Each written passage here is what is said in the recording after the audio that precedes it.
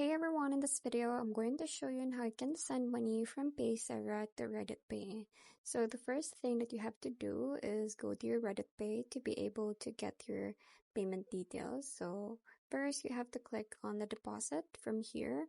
And then once you click on that one, you will see options where you can see the QR code transfers.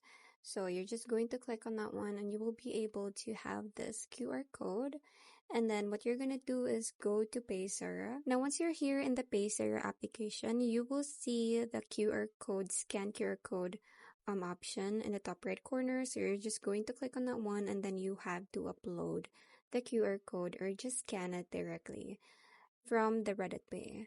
And in that way, you can send the payment or the money from Paysera to Redotpay. So you just have to input the amount of the money that you're going to be sending to Redotpay and then confirm the transfer.